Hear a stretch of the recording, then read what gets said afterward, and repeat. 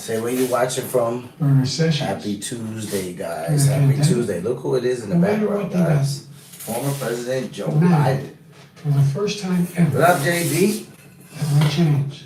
It says Biden gives first speech since leaving office. For millions of families, millions of people. The current Secretary of Commerce doesn't seem to get it. So based on his comments, he doesn't seem to care. Say what's up as you come in the chat, guys. Say what's up. Happy Tuesday. Happy Tuesday. All right. So, welcome to the daily live stream. We are going to get right into it. This is just former President Joe Biden speaking. He was giving his first speech since he's left office, and this is actually live. But this was not something that was on the agenda for today. I just had it up as I started the live stream.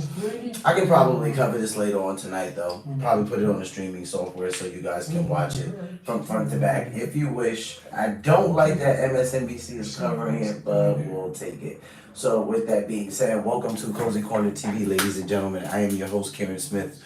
Call me Q, and we are on the corner. We're on the corner, guys. What is up? Happy Tuesday and all of that. So as per usual, I'm going to go down the menu of what we'll be digesting today. Please make sure you are regulated and grounded before you consume this news with me, because news can be triggering. So if you are not regulated and or grounded, you should watch this later. But if you are, welcome to the live stream. So with that being said, I still got Joe playing in the background. I can hear him.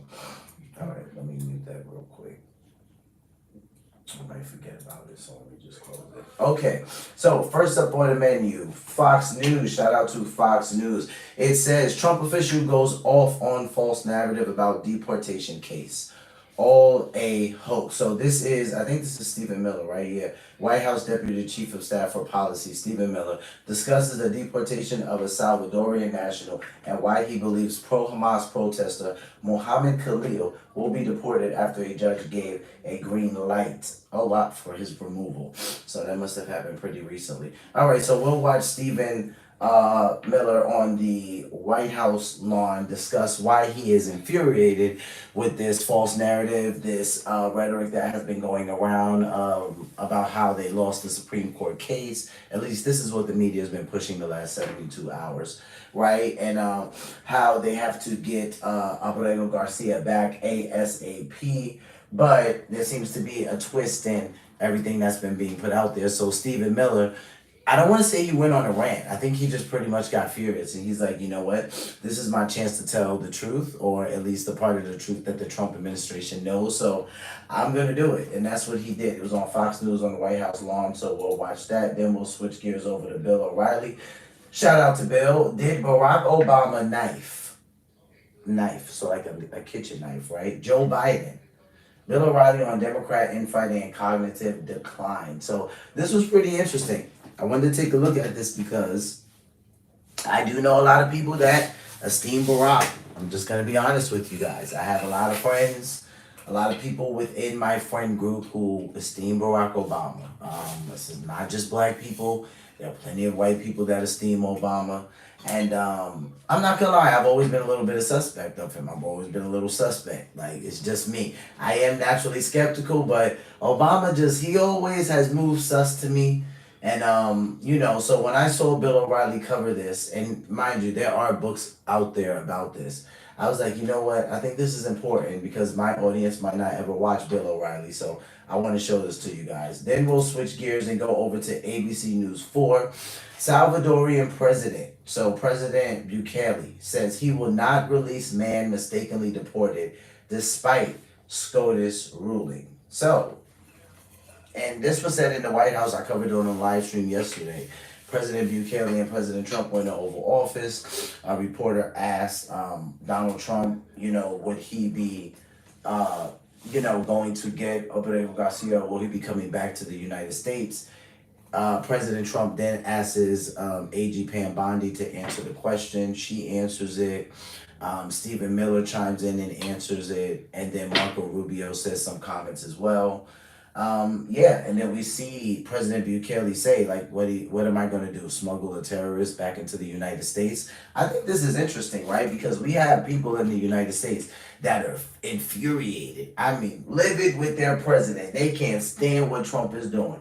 I can't believe he did this to Abrego. And I mean, I'm just saying, like, this looks pretty bad when the dude's own president is calling him a terrorist. I'm just saying, like, it doesn't look good. If your own president is calling you that, it does not look good.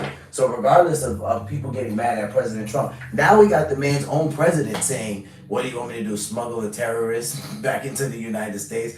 I mean, when you say it like that, sir, you know what I mean? Like, nobody's going to agree to it at that point. So it's kind of crazy. My wife follows this in the background, and particularly this case, she's been following it very closely. So she feels like there was a deal already made between President Bukele and President Trump a couple of months ago. I have heard rumors about that. I have not confirmed if that's true. That's why I haven't came on here and talked to you guys about that. But people have said that this was already a deal that President Bukele and President Trump had, maybe even upon him winning the election. So that's why my thumbnail reads the way it reads. He mentioned this, sending U.S. Prisoners to El Salvador. I mean, I'm not going to say that I'm necessarily in support of that, and that's only because based on my wife's observation and finding of this prison, and then if you go online and you kind of do the research on it, it's pretty diabolical. Like, I know she's talked to me about it, and we were literally just going over this. And, I'm thinking to myself, yeah, babe, but I mean, this is inmates, top level security, of course they're killing each other and all kind of things like this. And she's like, yeah, but the inmates don't kill each other. And I'm like, what do you mean the inmates don't kill each other? She's like, the guards kill the prisoners. And I'm like, I just kind of freeze and I'm taken back and I'm like, what do you mean the guards kill the prisoners? And she even showed me a documentary that I had caught some of it, but I didn't finish it. And the guy kind of shows this satellite picture of like this, I don't know, this big mass. And, according to some people, it looks like bodies, with blood around it. And it was actually an old picture. So like a lot of things are like really suspect. So it's like, I don't know necessarily how I feel about Seacoast. Like, I haven't done a really deep dive into it. I wouldn't be surprised if it was twisted, I wouldn't be surprised. Some of these prisons outside of the United States, they make our jails look like almost like a vacation stay. So I wouldn't be surprised, but America still has its very diabolical, non-moralistic side to it. But still, some prisons in other countries, like, I'm just saying, they make us look like a playground a little bit. So we'll take a look at that, and then we'll go over to finally Face the Nation covered Maryland man's deportation case back in court as U.S. El Salvador say he won't be returned. So they have the case back in court, and this was just as of 4 hours ago. Face the Nation covered it, so we will take a look at that. And then to finish off the live stream, shout out to Upset the World Studios. We got Tim Ross in the building. Shout out to Tim Ross over there, Hector and all of their crew. I got it in a live stream with a Christian YouTuber, guys. This is how we in live stream over here. Tim's topic tonight is just do it. And he's talking about obedience. So to some of you guys who might not be following Jesus or Christians yet, you might think of obedience, and I don't know, depending on how you grew up, you might think of like a school teacher with a ruler, like slapping your hand or something like that. But he's going to talk about obedience from a biblical perspective. And I thought this one was a good catch for you guys to listen to. Like I said, if I'm not ending the live with Cliff, or now it's been Tim, I think maybe second, third time, it'll always be some type of, not, and just because they're on YouTube doesn't mean they're a YouTuber, but it will be a content creator that is either a Christian or they have some content that is very geared towards Christianity. So that's how we end the live stream over here. With that being said, guys, we're going to jump into the first clip of the live stream. Shout out to Fox News. Trump official goes off on false narrative about deportation case. All a hoax. So this is Stephen Miller. I watched some of this. I think I watched most of it, but kind of a different clip somewhere else. He's dropping bombs in this clip. There was probably it's 1 or 2 times that he said something. I was like, okay, Stephen Miller, tell us how you really feel. So let's take a look at what Stephen Miller had to say on the White House lawn. Clearly, 9-0. A district court judge. Let me move it back, because that's not the beginning. Well, I think the conversation is going to be extremely beneficial. El Salvador's been a fantastic partner, and when I was in El Salvador visiting with President Bukele, we talked about the fact that he would accept more flights, would accept more individuals into CCOT. So I'm looking forward to that partnership. So that was Christy Noem the last hour here on Fox. President Trump's getting ready to welcome the leader of El Salvador to the White House amid the fallout over a man mistakenly deported there. White House argues it does not have to bring him back. Supreme Court says you have to facilitate that. Stephen Miller, White House Deputy Chief of Staff for Policy, Homeland Security Advisor, here to straighten it out. And sir, good morning to you. We got a couple minutes. I want to motor through a bunch of things here, okay? Here's the argument on topic number one. DOJ said a federal court cannot compel the executive branch to engage in any mandated act of diplomacy or incursion upon the sovereignty of another nation. So your argument is that you don't have to bring him back home, but will you? So I want to correct, I hate to do it, Bill, but I got to correct you on every single thing that you said, because it was all wrong. First, we won the Supreme Court case. Clearly, 9-0. A district court judge said unconscionably that the president and his administration have to go into El Salvador and extradite one of their citizens, an El Salvadorian citizen, so that would be kidnapping, that we have to kidnap an El Salvadorian citizen against the will of his government and fly him back to America, which would be an unimaginable act and an invasion of El Salvador's sovereignty. So we appealed to the Supreme Court, and it said clearly, no district court can compel the president to exercise his Article 2 foreign powers in any way whatsoever. DOJ called me after that Supreme Court ruling, and they said, this is amazing. We won this case 9-0. We are in excellent standing here. So this has been portrayed wrong for 72 hours in the media. They said the most a court could ever compel. So you heard what Stephen Miller said. He said this has been portrayed wrong for 72 hours in the media, right? So this depends on what mainstream news channel you're watching, if at all you're watching a mainstream one. So I'm going to run that back just a little bit, and then I'll let it play through, because that was extremely important to hear. For 72 hours, there's a false narrative that the mainstream media has been putting out there. On every single thing that you said, because it was all wrong. First, we won the Supreme Court case. Clearly, 9-0. A district court judge said unconscionably that the president and his administration have to go into El Salvador and extradite one of their citizens, an El Salvadorian citizen, so that would be kidnapping, that we have to kidnap an El Salvadorian citizen against the will of his government and fly him back to America, which would be an unimaginable act and an invasion of El Salvador's sovereignty. So we appealed to the Supreme Court, and it said clearly, no district court can compel the president to exercise his Article 2 foreign powers in any way whatsoever.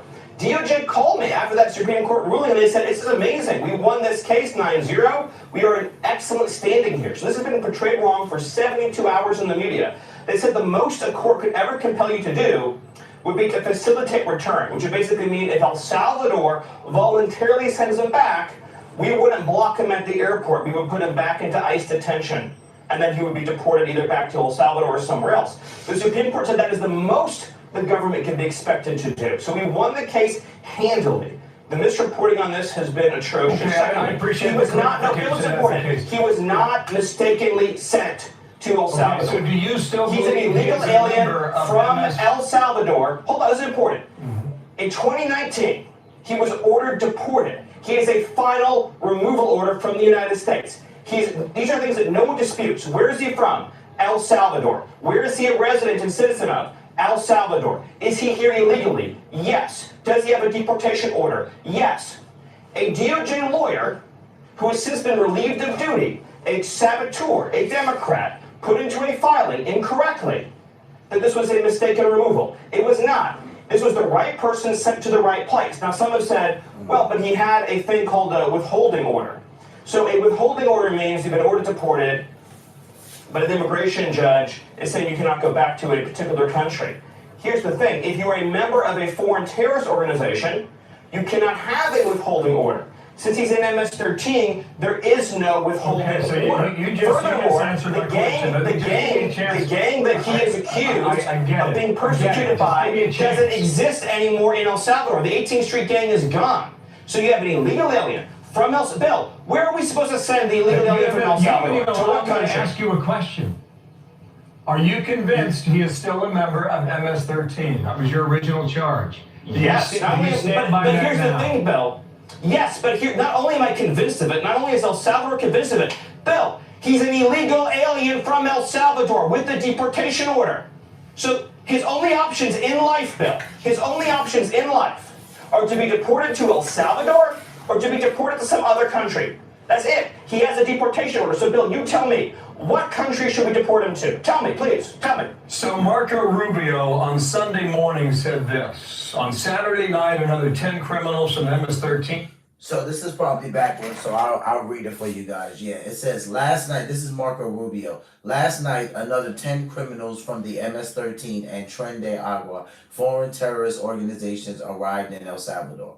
The alliance between POTUS and President Bukele has become an example for security and prosperity in our hemisphere. So, hey, that's what Marco Rubio was calling it. He's calling President Bukele and President Trump's bromance. It's an example for security and prosperity in our hemisphere. Yeah, so hence the reason why we heard at some point there'd be some mention of U.S. prisoners going over to El Salvador, which again, I don't support that. Some people might say, hey, it depends on the crime. But I mean, at that point, they said you might be violating, I don't remember what was it? I think it was, let me look it up for you guys while we're watching this. Let me play this. And Tren de Aragua, foreign terrorist organizations, arrived in El Salvador. The alliance between the president and President of El Salvador has become an example for security and prosperity in our hemisphere. So I don't know if this comes up today. I imagine it will. Is Gitmo still open? Are there any illegal immigrants who have been taken to Guantanamo Bay today, or has that prison been closed? No, it's wide open. Gitmo is open. There are a number of foreign terrorist aliens that are being housed at Gitmo, awaiting final removal to another destination. But what I want to be very clear on. Can you tell me how many? No, I cannot. That's operationally sensitive information. Dozens or more? It's a large number. The exact number is operationally sensitive to do with military and other considerations relating to the security of those who are there and the security of those who are operating the facility. But I want to be very, very clear about this, Bill. We've been living through a hoax. Nobody was mistakenly sent to El Salvador. He was ordered deported from this country in 2019. He's an illegal alien. His home nation is El Salvador. That is where he belongs. An illegal alien from El Salvador gets sent to El Salvador. So it's interesting because Stephen Miller goes on record to say that he calls him a saboteur, a Democrat, a lawyer who mistakenly put, because it wasn't, it was, so he's saying this was, basically this was erroneous in nature. He's saying this person mistakenly put or unjustifiably put, because it wasn't a mistake, that Obrego Garcia was mistakenly deported. And he's like, that's actually not true. He's like, he has a deportation order. In 2019, district courts did say that they ruled that he was a part of MS-13 gang and that he shouldn't be here. So I don't, like, again, if all of those are actual facts, these would be reasons why President Trump would be able to stick to his guns and say, I'm not saying that I agree with everything wholeheartedly.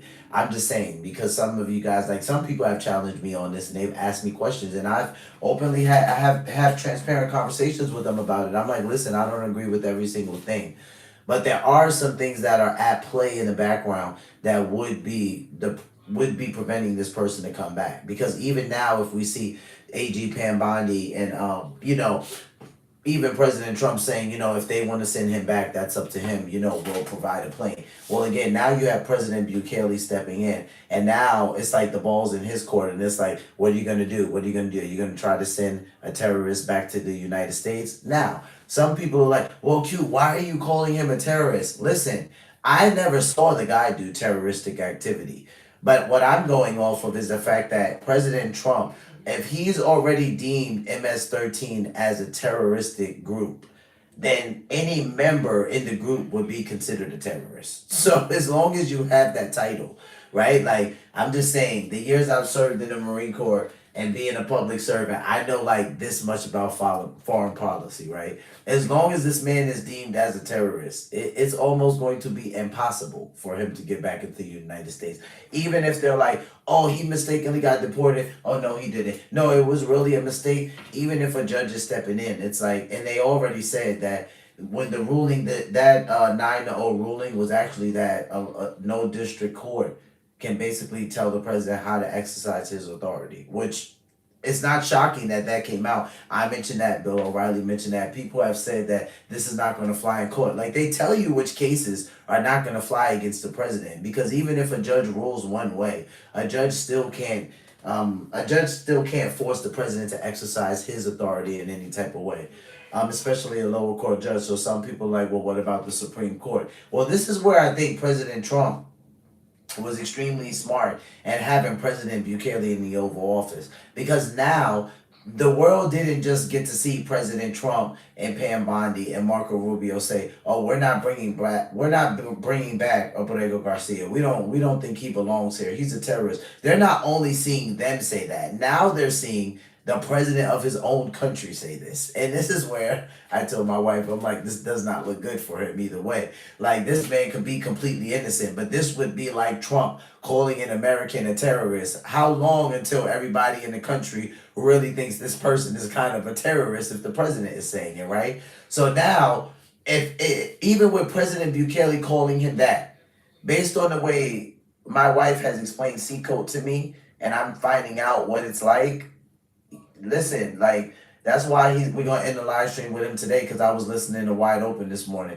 Like Tim Ross said it, it's like humanizing a thing is something that needs to happen, right? Maybe there's nothing to get got, right? Maybe that's why there hasn't been no proof of life, because that's one thing my wife is saying. She's like, they're not really showing no proof of life. They're just saying that he's okay. But she's like, based on the type of prison it is, she does not feel like he's okay. She just doesn't. She's like, I just don't have the greatest feeling about it based on the type of prison that it is.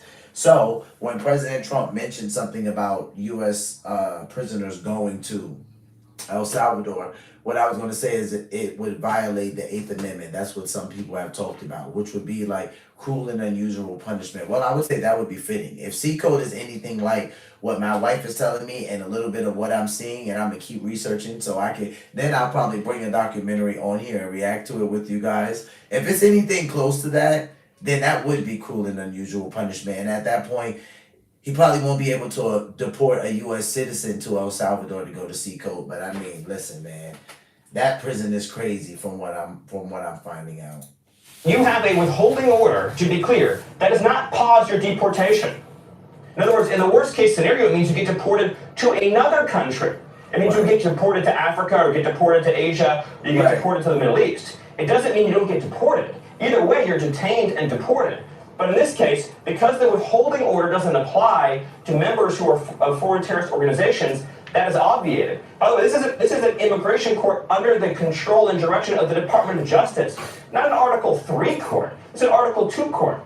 Additionally, as I mentioned, the cross-rival gang that he says was coming after him, so he's an MS-13, he's saying, well, he's going to be persecuted by the 18th Street gang. That gang doesn't exist anymore in El Salvador. What are we supposed to do, Bill? Keep all the world's terrorists on our soil forever? If you're here illegally, you're going to get sent home. And I'm sorry to everyone that you've been living through this media hoax. And we won the Supreme Court case.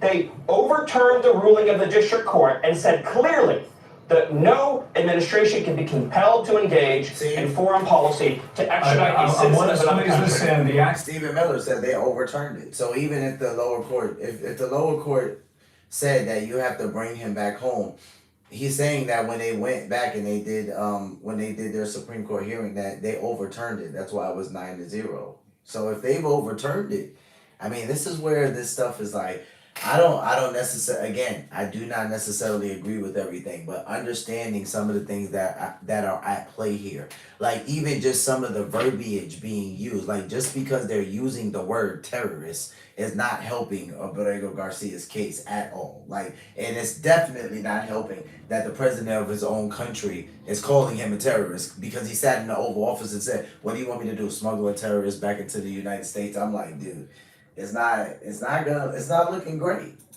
Activists from Columbia University won a case there from a judge saying he can be deported. There'll be an appeals process that could go on for some time. Will Mahmoud Khalil be deported from the United States? The protester from Yes, he Colombia. will. Yes, he will, as will anyone who preaches hate for America. His organization said they wanted to eradicate Western civilization.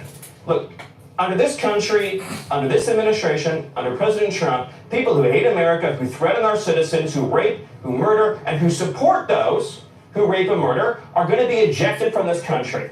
And I just wish a fraction of the media outrage that we had over deporting terrorists and deporting monsters and deporting their sympathizers from this country was spent crying over the blood that was shed of American women and children. This is the student from Columbia University who was a pro-Hamas, pro-Palestine protester. So of course, you know, they put the two and two together all of the time. But yeah, they're gonna say because he's pro-Palestine, he's pro-Hamas, which means he's anti-Israel. So yes, this is the gentleman who they are talking about right now. And Stephen Miller just said it. He said yes, he will be deported. So there you have it.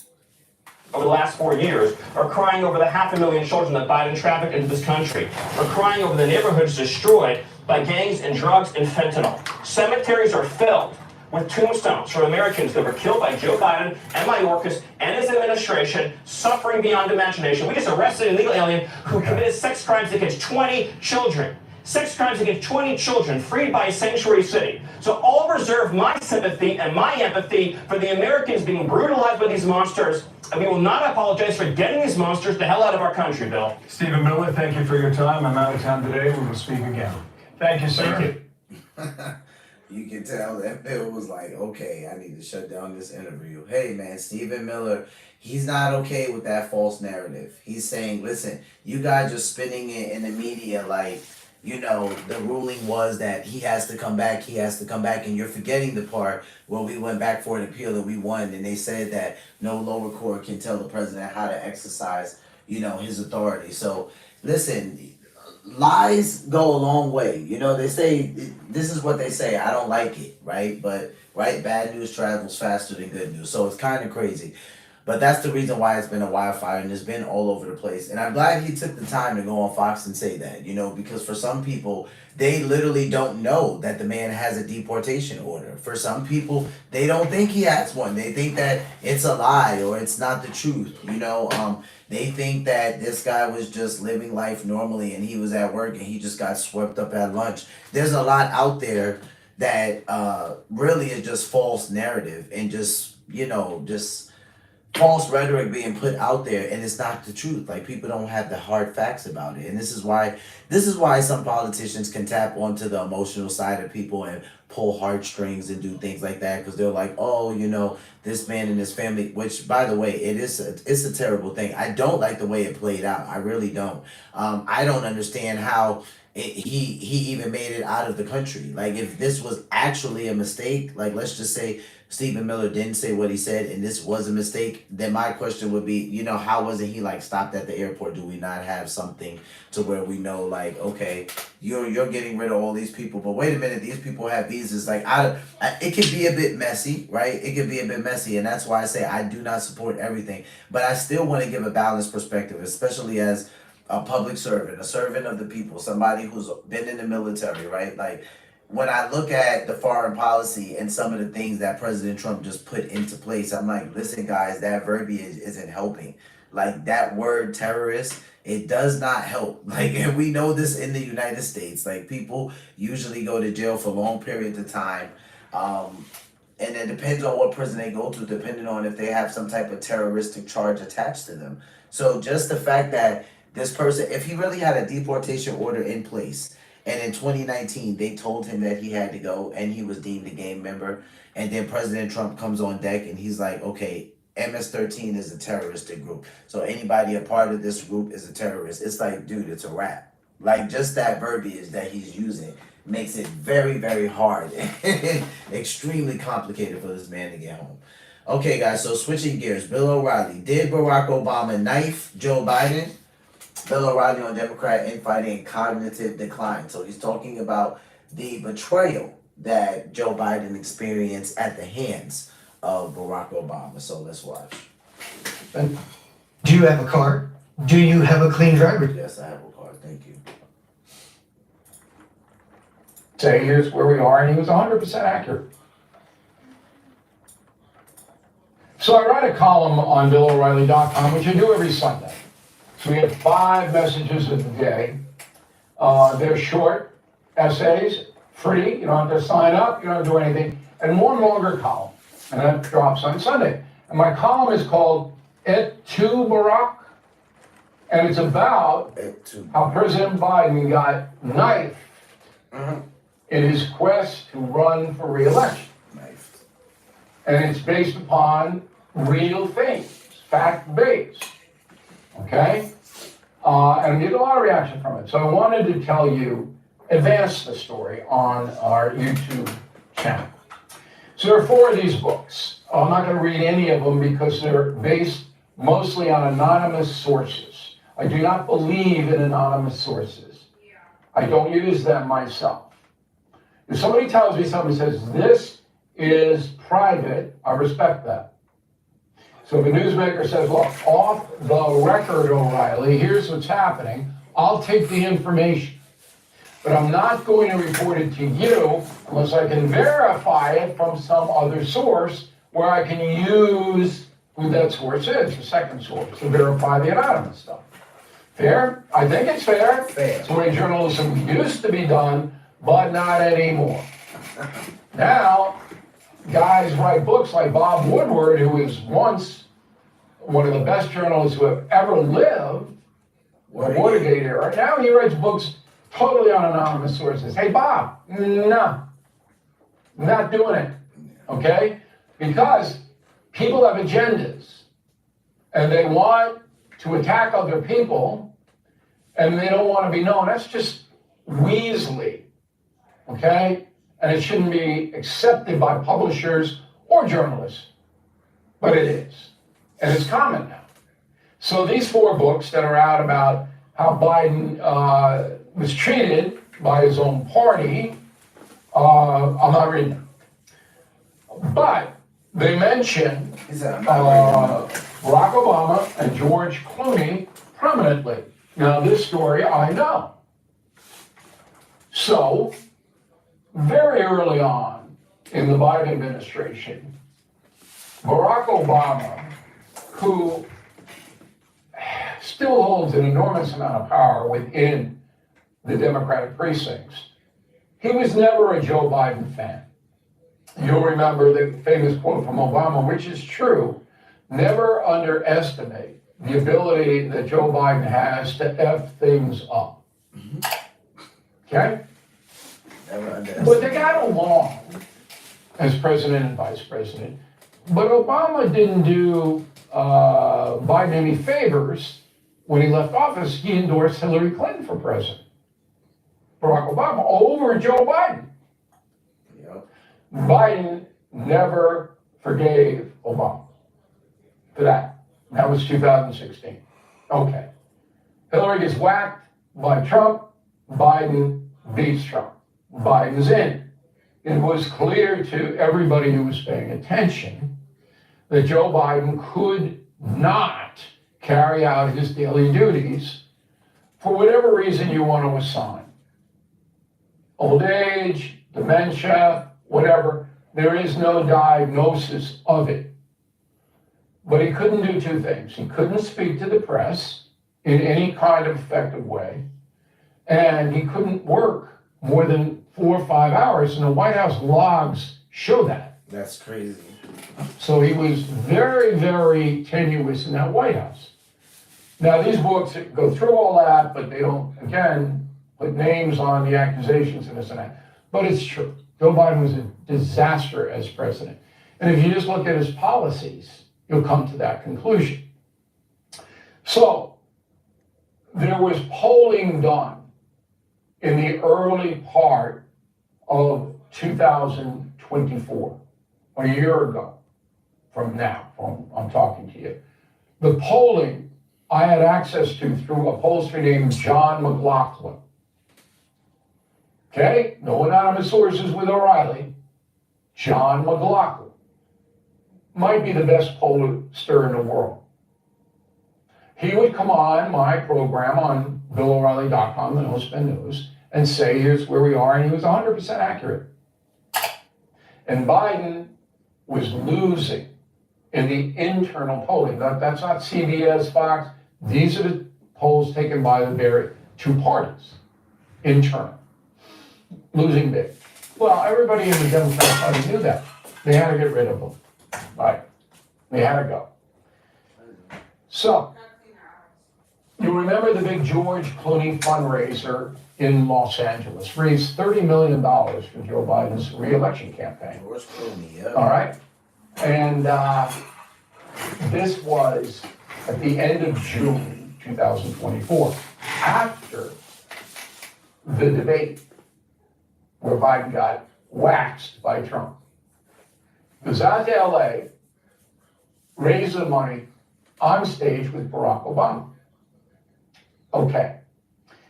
Biden cannot find his way off the stage. You remember all this. Documented, looking around, doing this, doing that. Barack Obama comes over, takes his arm, leads him off the stage. Again, you can see it, there it is. Barack Obama had to know that every camera in the room was going to capture that. And he had to know that was going to sink President Biden's re-election chances when you can't even find your way off a stage. Okay. A week later, George Clooney, who is a Democratic Party apparatchik, who knows Barack Obama very well and has access to him. He's a big Where fan very of few Joe human Biden. beings do. Barack Obama is very protected, very hard to get to him. Okay? Clooney can. Clooney writes an op-ed in the New York Times saying, oh, I hate to say it, but Joe Biden isn't fit to run again, and he can't do it, and this and that. Now, Clooney would never have done that on his own. He never would have knifed Joe Biden on his own, ever, in a million years. Yep. Clooney is... I just said it too. I just said George Clooney, he's a big fan of Joe Biden. So, and he said it in an interview that, you know, there was a point in time where he went to the White House and he realized that Joe Biden wasn't up to par, you know, and that it was hard for him to come to grips with it, but that he actually did realize it. Ever, in a million years. Clooney is not, let me be fair to him. I don't like him. You probably know that I've had some go-arounds with him over charity stuff after 9/11. You can look that up. You can Google that. Don't like him. But I know who he is and how he operates. He's never going to go up against the Democratic Party orthodoxy. He had to get permission to write that op-ed. I believe Barack Obama gave him that permission. There's no other person that could have done it in the Democratic Party. Right. And Clooney has a relationship to this day, Barack Obama. Obama uses Clooney, gets it in the New York Times, and then Obama goes to Nancy Pelosi and goes, you, as a sitting congresswoman, okay, have to go in and tell Joe he's got to go. And Pelosi did. Now, can I prove that 100%? No. No. I can't. But that's what happened. Now, the hypocrisy of this all. Here's what Barack Obama said after all of this happened on August 20th, 2024. Go. History will remember Joe Biden as an outstanding president who defended democracy at a moment of great danger. And I am proud to call him my president, but I am even prouder to call him my friend. But he's not your friend, Barack. He does not like you. Now, Clooney didn't say anything until March 23rd of this year. Roll Clooney. I was raised to tell the truth. Yep, this I is hadn't it. seen the president up close for this fundraiser, Yep. and I was surprised. And so I feel as if there was a lot of profiles in cowardice in my party through all of that. And I was not proud of that. Okay, I don't know one way or the other about that. And finally, one of these books is written by CNN guy Jake Tapper.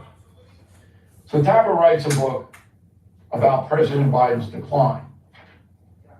Well, then why, Jake, were you shilling for him the whole campaign? Why?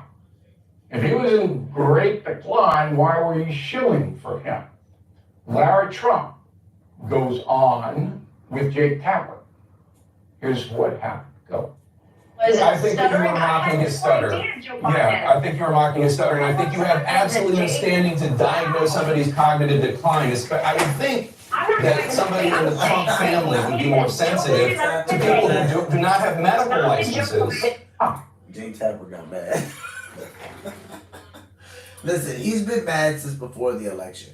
If you remember, I think it was on election night when he was with another news anchor and he asked him to pull up the map to see like in what states Kamala was beating Donald Trump in. And I don't even think it was states. This might have been actually like counties. And I mean like most of the map was red and he was just like, what? Not anything? Yeah, he got pretty mad. We have to run that back. Were you shilling for him the whole campaign? Why? If he was in great decline, why were you shilling for him? Yeah. Larry Trump goes on with Jake Tapper. Here's what happened. Go. I think that you were mocking his stutter. Yeah, I think you were mocking his stutter, and I think you have absolutely no standing to diagnose somebody's cognitive decline. I would think that somebody in the Trump family would be more sensitive to people who do not have medical licenses, diagnosing politicians from afar. What a blank and phony. Yeah, seriously. What a blank and phony. Then he writes a book. The disastrous choice to run again. Biden's disastrous choice. You know, it's my job, as George Clooney just said, to tell the truth. I was raised to tell the truth, just like George. Yeah. That makes me exceedingly angry. Jake Tapper. Yeah. Not that hard, to be honest. Thank you for watching and listening to this. It's not that hard to be honest, Bill, but for some people it is. Who knows? For some people it is. And that's because they can't be honest with themselves. I thought it was crazy. Jake Tapper is there defending Joe Biden, getting so upset with Laura Trump saying, you can't diagnose a president from far away. And she's saying, I'm not trying to diagnose him. I'm stating the facts that he's not the Joe Biden he was 5 years ago. And everyone knew this by this point. But here we have Jake Tapper in denial, pretty much yelling at Laura Trump because she's right. And he doesn't want to admit that he's wrong. So we're going to switch gears and jump over to ABC News 4. Salvadorian president says he will not release man mistakenly deported despite CODIS ruling. So, let's look at this. Let's hear the question from this very low-rated anchor on TV. Yeah, for those of you guys who are like, who's SCOTUS? Supreme Court of the United States. Do you plan to ask President Bukele to help return the man who your administration says was mistakenly deported? The man who was mistakenly deported to El Salvador? Well, let me ask Pam, would you answer that question? Sure, President. First and foremost, he was illegally in our country. He had been illegally in our country. And in 2019, two courts, an immigration court and an appellate immigration court, ruled that he was a member of MS-13 and he was illegally in our country. Right now, it was additional paperwork that needed to be done. That's up. So she says two courts in 2019 said that he was a member of MS-13 and that he was to be deported. So an order of deportation. So I'm going to go right back so we can hear Pam Bondi one more time. This is the Attorney General. Illegally in our country. And first and foremost, He was illegally in our country. He had been illegally in our country. And in 2019, two courts, an immigration court and an appellate immigration court, ruled that he was a member of MS-13 and he was illegally in our country.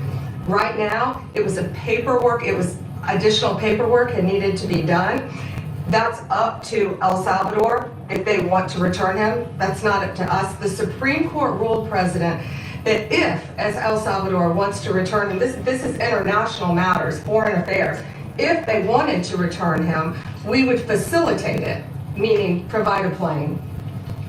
So will you return him? And you are doing a great job. Thank you. Can you just also respond to that question? Because, you know, it's asked by CNN and they always ask it with a slant, because they're totally slanted because they don't know what's happening. That's This is what nobody's Stephen Miller watching. right here. Would you answer that question? Stephen Miller right here. Yes, so, as Pam mentioned, there's an illegal alien from El Salvador. So, with respect to you, he's a citizen of El Salvador. So, it's very arrogant even for American media to suggest that we would even tell El Salvador how to handle their own citizens as a starting point. As two immigration courts found that he was a member of MS-13.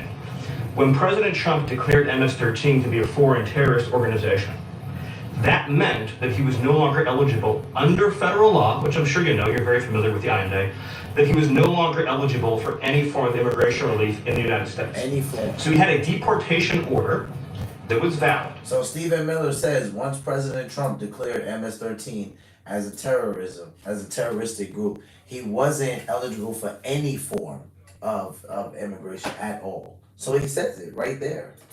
Eligible under federal law, which I'm sure you know, you're very familiar with the INA, that he was no longer eligible for any form of immigration relief in the United States. Any form of immigration relief, and that's once President Trump deemed MS-13 as a terrorist group. And that's what I said. That's why I said I don't agree with everything. I'm not gonna have to agree with everything. I don't think anyone does. But if you're paying attention to the verbiage that's at play, it's that's hurting him. Like the fact that MS-13 is deemed as a terrorist group, and in 2019, two lower court judges said that he was an MS-13 gang member and he was in the country illegally. It's like, dude, they don't need that much to really fight this case the way people think that they do. They really don't, because in 2019, they already ruled it. And now, if he's fixed that since then, and he was legal when they took him, then that's something that could be at play. But that's not something that I've heard. That's why it's not something I've came back and reported on or even talked to you guys about. Just that we would even tell El Salvador how to handle their own citizens as a starting point. As two immigration courts found that he was a member of MS-13. When President Trump declared MS-13 to be a foreign terrorist organization, that meant that he was no longer eligible under federal law, which I'm sure you know, you're very familiar with the INA, that he was no longer eligible for any form of immigration relief in the United States. So he had a deportation order that was valid, which meant that under our law, he's not even allowed to be present in the United States and had to be returned because of the foreign terrorist designation. This issue was then, by a district court judge, completely inverted, and a district court judge tried to tell the administration that they had to kidnap a citizen of El Salvador and fly him back here. That issue was raised to the Supreme Court, and the Supreme Court said the district court order was unlawful, and its main components were reversed 9-0 unanimously, stating clearly that neither Secretary of State nor the President could be compelled by anybody to forcibly retrieve a citizen of El Salvador from El Salvador, who again is a member of MS-13, which, as I'm sure you understand, rapes little girls, murders women, murders children, is engaged in the most barbaric activities in the world, and I can promise you, if he was your neighbor, you would move right away. So you don't plan to ask for anyone to get him back? Is that What was the ruling in the Supreme Court, Steve? Was it 9-0? Yes, it was a 9-0 In our favor. in our favor against the district court ruling, saying that no district court has the power to compel the foreign policy function of the United States. As Pam said, the ruling solely stated that if this individual, at El Salvador's sole discretion, was sent back to our country, that we could deport him a second time. Well, No version of this legally ends up with him ever living here, because he is a citizen of El Salvador. That is the president of El Salvador. Your questions about it, per the court, can only be directed to him. See, that's the game that they're playing. So it's like Stephen Miller's he's not a dumb guy. He knows what he's doing. He knows exactly what to say. And he's literally putting it out there. He's saying if Abrego Garcia even came back to the United States, that would be up to the sole decision of El Salvador, of President Bukele. And even if he did come back to the United States, because President Trump has deemed MS-13 as a foreign terroristic group, he would be deported again. He literally just said it. He's like, dude, even if this fight goes on and he comes back to the United States because of the recognition of him being a part of a foreign terroristic group, he would be deported again. It just means that he wouldn't be deported to El Salvador, but he would go somewhere else. And this is why I said it. I'm like, dude, I haven't really liked much of it since the beginning because there's plenty of instances I haven't agreed wholeheartedly with. But with that being said, when you understand the law of the land and what's at hand and what language is being used, then you kind of know how it's going to play out. I asked can President Bukele weigh in on this? Do you plan to return him? Well, Washington suggested that I smuggle terrorists into the United States, right? How can I return him to the United States? Like, I smuggle him into the United States, or whether of course I'm not going to do it. It's like, I mean, the question is preposterous. How can I smuggle a terrorist into the United States? I don't have the power to return him to the United States. You can release him inside of trouble. Yeah. So you see, President Bukele says, and I'm going to go back a little bit. President Bukele says, how am I going to get him back into the United States? Am I supposed to smuggle a terrorist into the United States? This is the man's own president saying that. Like, am I supposed to smuggle? So he's calling Abrego Garcia a terrorist. He's like, am I supposed to smuggle him back into the United States? Now, the reason why he's saying I have no power, because some people are like, well, what does he mean he doesn't have any power? He's the president. President Trump wanted to get someone from another country, which he has, he would be able to do it with a trade or something. That's correct. But because President Trump has already deemed MS-13 as a foreign terroristic group, that's why he has no power. Because the United States doesn't welcome terrorists into the country. Most countries do not. They're going to ask him the question, President Bukele, about letting him go. And he's like, well, I'm not going to let terrorists go into the community. He talks about how they just became one of the safest places to live at in the world, and now you want me to go backwards? So listen, the way that he's even describing his own citizen isn't helping the guy. How can I return him to the United States? Like, I smuggle him into the United States, or whether of course I'm not going to do it. It's like, I mean, the question is preposterous. How can I smuggle a terrorist into the United States? I don't have the power to return him to the United States. You can release him inside of trouble. Yeah, but I'm not releasing. I mean, we're not very fond of releasing terrorists into our country. I mean, we just. Now you see, the reporter said, but you can release him in El Salvador, and he said, yeah, but I'm not okay with releasing terrorists into my country, into my community. So listen, the way that he's putting it out there is not helping. To return him to the United States. You can release him inside of trouble. Yeah, but I'm not releasing. I mean, we're not very fond of releasing terrorists into our country. I mean, we just turned the murder capital of the world to the safest country in the Western Hemisphere, and you want us to go back into the releasing criminals so we can go back to being the murder. See, I'm gonna run it back again. He said, I'm not fond of releasing terrorists into my country. We just became one of the safest places to live, and now you want us to go backwards. So one more time for the people in the back. Release him inside of trouble. Yeah, but I'm not releasing. I mean, we're not very fond of releasing terrorists into our country. I mean, we just turned the murder capital of the world to the safest country in the Western Hemisphere, and you want us to go back into the releasing criminals so we can go back to being the murder capital of the world. And that's not going to be happening. Well, they'd love to have a criminal, Yeah, I mean, there's a fascination. They would love it. Yeah. They're sick, these are sick people. Mark, again, yeah, I mean, Stephen, I find it, I don't understand what the confusion is. This individual is a citizen of El Salvador. He was illegally in the United States and was returned to his country. That's where you deport people, back to their country of origin. Yeah. Except for Venezuela, that wasn't refusing to take people back, or places like that. I can tell you this, Mr. President, no, the foreign policy of the United States is conducted by the President of the United States, not by a court. And no court in the United States has a right to conduct the foreign policy of the United States. It's that simple. End of story. And that's what the Supreme Court held, by the way. That's Marco's point. The Supreme Court said exactly what Marco said, that no court has the authority to compel the foreign policy function of the United States. We won a case 9-0, and people like CNN are portraying it as a loss, as usual, because they want foreign terrorists in the country who kidnap women and children. But President Trump, his policy is foreign terrorists that are here illegally get expelled from the country, which, by the way, is a 90-10 issue. Well, Mr. President, you said that if the Supreme Court said someone needed to be returned, that you would abide by that. You said that on Air Force One just a few days ago. And they said that it must be facilitated. Why don't you just say, isn't it wonderful that we're keeping criminals out of our country? Why can't you just say that? Why do you go over and over, and that's why nobody watches you anymore? You know, you have no credibility. Please go ahead. Oh my God, this is Trump from his first term. I remember some of his press conferences. And this is our president all the way, guys. This is your president, whether you like it or not. And he is very blunt with the press. He does not like the fake news. It's hilarious. The lady says, but President Trump, you said that if, the courts say that you have to return somebody, that you would abide by it. And he says, why do you have to ask this question? Like, why can't you just say, isn't it wonderful that...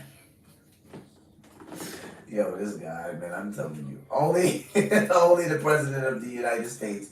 Isn't it wonderful that we're getting terrorists out of the country? He's like, why do you have to go over and over? So yeah, he doesn't like CNN though. He's not a big fan of CNN at all. Most mainstream media he doesn't like. All right, guys. So with that being said, we're going to switch gears and go over to Face the Nation.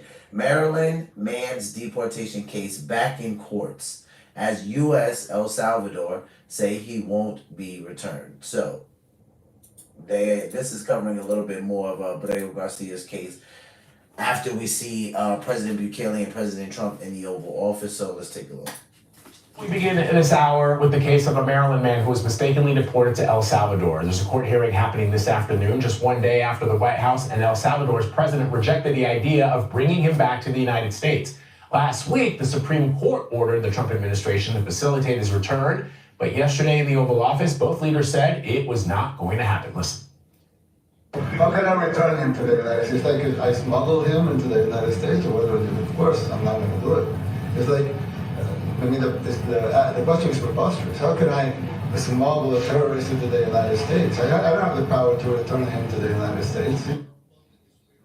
I want to bring in CBS News White House reporter Aaron Navarro. So, Aaron, the president of the United States somehow wants to take over Greenland. He wants to impose tariffs on the U.S. economy, but he quivers in the face of the president of El Salvador. He has no power when it comes to getting El Salvador to do what he would like them to do. So, how are they justifying the Trump administration keeping Gilmar Abrego Garcia in that country? Okay, we're just going to ignore what he said because that is not true. President Trump does not want to take over Greenland. We have talked about this on the channel.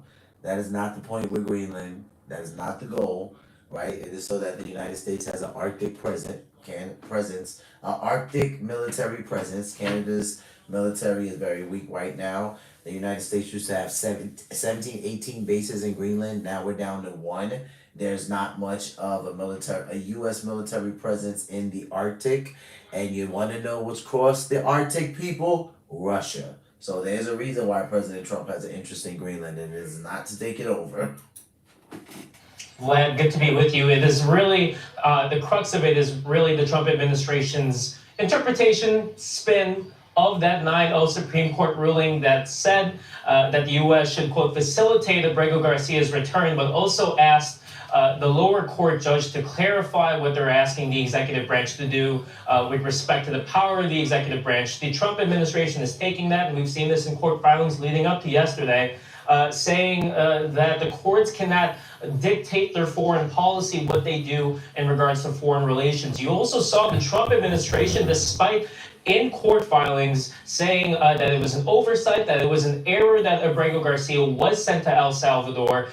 You've seen White House Deputy Chief of Staff Stephen Miller saying it was just a clerical mistake and that it wasn't an actual overall mistake for the administration to send him to El Salvador. In part, you're also seeing the Attorney General Pam Bondi really put the onus on the president of El Salvador to make a decision on Abrego Garcia. And as you just mentioned, the president, Bukele, showed no indication of doing that. The other news that the president made yesterday, Aaron, as you know, is he floated the idea of sending U.S. citizens to prison in El Salvador. What did he say? What is the legal basis for such an act? And what are members of Congress, if any, saying about it? Yeah, there's no real legal precedent for this. In part, that's why you saw President Trump yesterday ask his Attorney General Pam Bondi to quote look into it. What President Trump referred to both in the Oval Office and in an interview with Fox Noticias that we saw a clip of today, he's talking about quote homegrown criminals, those who commit crimes, who are U.S. citizens, sending them to, deporting them outside of the country. And in a hot mic moment, you heard him tell President Bukele that he has to build, quote, 5 more places to potentially house these U.S. citizens. Again, no legal precedent for this, but we'll see what the Attorney General, per President Trump's request, puts out as she looks into it. All right, Aaron, thank you very much. Appreciate it. Meanwhile, a federal judge also blocked President Trump's plan to revoke the legal status of hundreds of thousands of migrants who came to the U.S. legally under the Biden administration. The judge argued deporting people without a case-by-case justification, quote, undermines the rule of law. For more on that ruling, let's bring in CBS News legal reporter Katrina Kaufman. Good to see you, Katrina. So people were facing an April 24th deadline to self-deport. Break down what this means from a legal perspective. Good morning, Vlad. What this means is there is a temporary reprieve for these individuals who came into the United States under a Biden-era program. It's a temporary stay, but it means for now they will not have to self-deport out of the country. They could be assessed on an individualized case-by-case basis, but by no means is this case done. We are absolutely going to see an appeal from the Trump administration. But what's significant is that for now, these people who came in and were allowed to stay in the U.S. on parole for 2 years do not have to leave the country. So, okay, so this says federal judge ruling. It says the early termination without any case-by-case justification of legal status for non-citizens who have complied with DHS programs and entered the country lawfully undermines the rule of law. Let's go back to that case of Kilmar Abrego Garcia, which goes before a judge later today.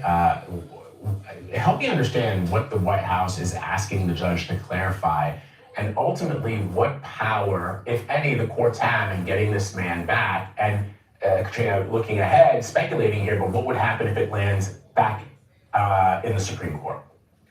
Vlad, I'm expecting this hearing today to be highly contentious. The judge had very specifically said that the government has to take steps to bring back Mr. Abrego Garcia to the country. We are seeing that completely flouted in that meeting yesterday with President Trump and President Bukele. They both made it clear that they are not planning to take any steps in that direction. And we're seeing very different interpretations of the Supreme Court's ruling. The judge in the district court clearly sees the word facilitate. The Supreme Court said that the government has to facilitate the return of Mr. Abrego Garcia as them actually having to take steps to return him. The Trump administration has perceived it a completely different way. So, if this reaches the Supreme Court again, maybe we could get some clarification on that matter. But I think what we're seeing is a potential tipping point here. This could be a case where we're reaching a level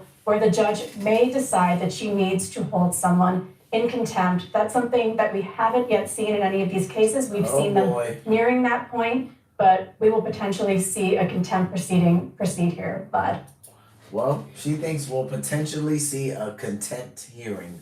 So let's see. They might so will somebody hold the president in contempt for this deportation? If not him, who? Pam Bondi, Marco Rubio. We'll see how it plays out. So how has the legal community been reacting to this?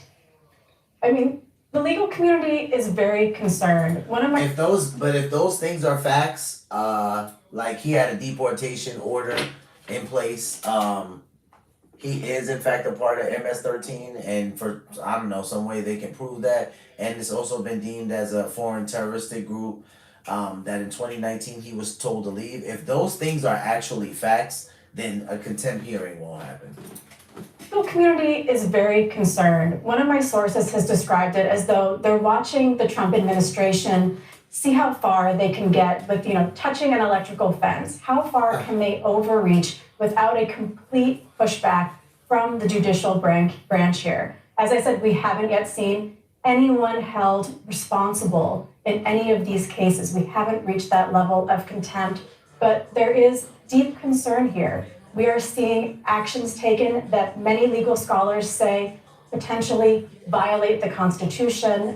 We have so many of these cases, Vlad. There's the case of the pro-Palestinian activist Mahmoud Khalil, where a lot of legal scholars say he is being detained simply on the basis of his free speech. His First Amendment right to free speech is being violated. Yesterday, you and Aaron were just talking about, we heard very concerning talk. President Trump saying that he wants to consider deporting U.S. criminals to El Salvador. Legal scholars say there is no legal basis for this. You can jail someone for their criminal actions, but there's no precedent for deporting them. And in fact, that could be in violation of the Eighth Amendment. It could be considered cruel and unusual punishment. So we are really seeing the Trump administration testing the limits of the judiciary and seeing how far they can push back. Yeah, I mean, I'm just struggling to understand. The only way that it would work is if they do what they have been doing, Katrina, which is grab people off the streets and deport them before anybody knows what's happening. If they go before any judge in the country and try to deport a U.S. citizen to a foreign jail, no judge, no matter the political persuasion, would allow that, right? I mean, you wouldn't think so, Vlad. I mean, one thing about this case with Mr. Abrego Garcia is that, it's much bigger than him, because if they bring him back, there could be more actions to bring back the other people that they have deported to El Salvador. And the Trump administration clearly doesn't want to set that precedent. Nope, President Trump is not going to go for that. I already know it. He's not going to go for that. It's, and I appreciated watching Tim today and him saying what he was saying about, humanizing it, and that's why he spoke about it. That's why I went on record to say, it's not that I agree with every single thing. I don't. There's plenty of things where I'm like, man, I don't like how this is playing out. I don't like the way that this looks, but just understanding, having served in the military, understanding, having being a public servant, some of it makes sense to me. I don't like it, but a lot of it does make sense to me. A lot of it makes sense to me as to why, if people are saying why isn't he already back yet? They court orders there. Why isn't he back yet? Well, a lot of the verbiage on the table, with the president of the United States deeming a gang as a foreign terroristic group, these things aren't going to help his own president. Calling him a terrorist, these things just aren't going to help, so I'm hoping that, like Tim said, maybe there is nothing to prove. That's why when some people are oh, proof of life, maybe there's nothing to prove. As hard as that is to hear, there could be something to this. If C code is indeed as bad as people say it is, like I said, I haven't taken a huge deep dive into it. I plan on it, especially over this upcoming weekend. But my wife really is going to walk me through some of it because she's been looking over it a lot since this case has pretty much been, I guess you could say, national news. So yeah, it's a hard thing to deal with because at the end of the day, you still have now a wife who's been abandoned, children who don't have their father. And yeah, you still have some people saying, oh, well, that's not my problem. He should have done everything right. Well, you don't do everything right. We don't. But at the end of the day, at one point, there was an administration in place that Abrego probably wouldn't have been fine, and nobody wouldn't have bothered him, and he would have just went on his way, but we know in the United States, administrations change. We know election years come, and we know depending on who goes in the White House, some people are going to leave the people from other countries alone, whether they're here legally or not, as long as they're being productive, we could say, and then there's other people that they're like, nope, not going to have it at all. So we know that we have to deal with that in the United States when we switch administration. So let's just see how this whole thing plays out. At this point now, learning more about C code, I'm not going to lie, proof of life would be a nice thing to see. I just want to know if they can even provide it. I'm just curious at this point, can they provide proof of life? Because based on some of the things I'm learning about C code, I'm hoping that the man is okay. Let's just say that. All right, guys. So with that being said, we are on the last clip of the live stream. Shout out to Tim Ross, Upset the World Studios. Go watch Tim's channel if you haven't. If you haven't, you're missing a good thing, man. It will change your life. He'll change your life. Very wise man. Loved him as a pastor. Love him even more as a podcaster. Has saved my life and has helped me in tremendous ways. And I don't even have much proximity to Tim at all. So with that being said, just go check out Upset the World Studios. Big supporter of it. Support the channel. Support Tim. Everything. So today, just do it. Tim's talking about obedience and faith and how God honors obedience. In a sense, somebody could push back and say, well, why does God have to honor anything? Okay, we're not saying that God submits and honors to something. We're saying that it pleases the Lord. So let's hear what Tim has to say. God blesses obedience, like point blank, period. This is a statement that I heard years ago that was so always profound to me. We were never supposed to learn from experience. That statement's biblically inaccurate. We were never supposed to learn from experience. We were supposed to learn by faith. You were never supposed to touch the oven and burn your hand to be like, oh my God, I guess my parents were right. The stove is hot. You're supposed to learn by faith. Hey, don't touch the stove because it's hot. And the hearer, faith come by hearing, and hearing by the word of God, the ultimate authority. You were supposed to hear God say, don't touch the stove, and you go, I believe that stove is hot. Did you touch it? He just told me, and I believe him. I ain't got no burn marks on my body. He told me to stay away from that tree, knowledge of good and evil. Hey, I'm curious about it, but he told me to stay away from it. He said the day that I eat, I will surely die, so I'm not gonna touch it. I like living. Obedience is better than sacrifice. So when you think about God blessing the obedient, somebody could look at Veronica's story and be like, well, I've been telling her since 2021. He got more time than we do. Calm down. Sometimes it takes that long just to even muster up the strength, the courage to actually do what he's told you to do. Her blessings haven't expired. They're gonna be there. Not a big deal. God can wait. He got more time than you do. He is waiting on you to figure it out. I'm trying to tell people something right now. Obedience is better than sacrifice. Just do what he tells you to do. Do what he tells you to do. You might not see no money. You might not see no fruit. Do what he tells you to do. And at some point, something gonna pop off. That's all I'm saying. God bless. Shout out to you, Tim. Do what he tells you to do. And at some point, something's gonna pop off. We walk by faith, not by sight. Right? For those of us who's given our life to Christ, we know that. We walk by faith, not by sight. And it's not easy to walk by faith because sometimes you look crazy to people. Sometimes they're like, why are you doing what you're doing? Why are you doing this? Why are you? And it's and then sometimes they ask you questions that you already been asked, but they're gonna ask again because they haven't gotten a chance to ask, and you're like, please don't ask, right? So we have to deal with things like that. But when he says obedience is better than sacrifice, this is something. Like I said, I've been watching Tim for some time. I've been watching Tim Ross for some time. Same thing. I've been watching Mike Todd for some time, right? A lot of pastors who are affiliated with them have gotten a chance to watch them.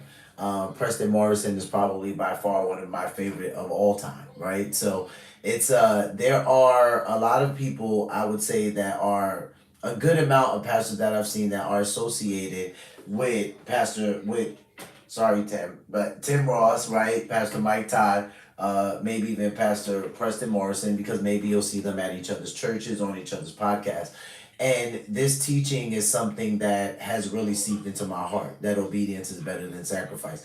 You know, my wife will say, I'm the most obedient person she's ever met. But I've had to be humble and say, babe, no. Like, there's plenty of times that when God asks me to do something, I lead with, no, why would I do that, Lord? Like, why would you ask me to do that? Like, there's plenty of times it's been a hard, no, I'm not doing that, or not today. It's been a hard no, you know what I mean? But it's like with the war, if you walk with the Lord and you let him work on you, right? He will start to reveal to you why he's asking you to do some of the things he's doing. And not in its entirety, but, you know, just that he's equipped you for it already, or that you're capable for it, or you have the capacity for it. And he will show you those things. And I'm glad that Tim said that, you know, some people might be like, well, he's been telling this person to do something since 2018 or 2021. And he's like, calm down. God has more time than we do. And it's very true. Or especially early on in marriage, when I saw some of my wife's talents and the things she could do, I would just be trying to motivate her and encourage her. And I'm like, come on, babe, do this. And like, you can do it and you can do it. And really what it was is there was a lot of things that my wife had to work through. Like, there were some things that she hasn't done, wasn't going to do, and will not do until she's worked through some things. And I had to come to a point in the Lord where it's like, hey, you don't need to rush a person because you think I'm going to put an expiration date on what I promised them. Like, you don't have to do that. And when Tim says like their blessings will be there, it's true. You know, there were times where I was in the wrong headspace and I'm thinking like, yeah, you know, but we can still be disobedient. And, you know, Saul's blessing was there, but then it wasn't because he didn't listen to the Lord. And I had to realize that no, it doesn't take all of that. If someone's not moving because of something that they have to work through, the Lord's the best person to be able to see that. Like he knows exactly why. We could think someone's not doing something because they're just being disobedient, or they don't care about what God's asking them to do, or they want to do what they want. But Jesus is like, no, I understand exactly why this person isn't moving. It's actually not because they're selfish, it's because they're terrified. It's actually not because, you know, they hate you and they want to hurt you. It's because they're scared out of their mind and they don't even know how to start. So I really had to allow the Lord to like teach me these things, because there would be times where I would genuinely feel like, you know, come on, man, you got to do it. Be obedient to the Lord, and we're friends too. And I had to just realize that, you know, God is faithful. If He's promised something to somebody, I don't need to worry about an expiration date, right? If the Lord wants to move it or not put one on it and it's non-existent, that's up to the Lord, right? So I hope that this blessed you guys. Remember, you can always fast forward to the end of the live stream and get the Christian clip it, show it to people. You never know who it might help, right? We always think that maybe this is not going to be relatable, or the person might think, why are you sending me this? But you never know what God's been whispering in that person's ear and putting on their heart. So yeah, clip the clips at the end of the live stream, the Christian clips, send them to people. You can send the part where I'm explaining and I'm doing some talking or not, but just send it to somebody to help somebody. So with that being said, guys, here we are at the end of the live stream. I feel like this thing comes so quick sometimes now. But with that being said, we will be back tomorrow for our daily live stream.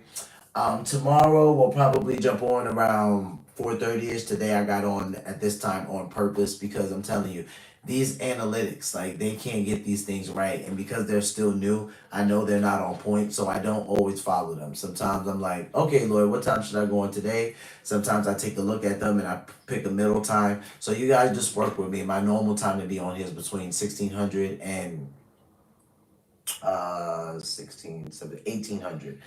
Right, I almost forgot what 6 o'clock was. So between 4 p.m. and 6 p.m. is usually when I jump on here, but because those are my best times. But I think tomorrow we'll jump on here around 4 p.m. and we'll get things started, so I can let you guys enjoy the rest of your Wednesday after we're off in about an hour or so. So with that being said, we'll be back tomorrow, guys. Thank you for chilling on the corner with me. It's been real. What I always say, take care of yourselves, take care of one another, love yourself, and love one another, and be peaceful. Peace.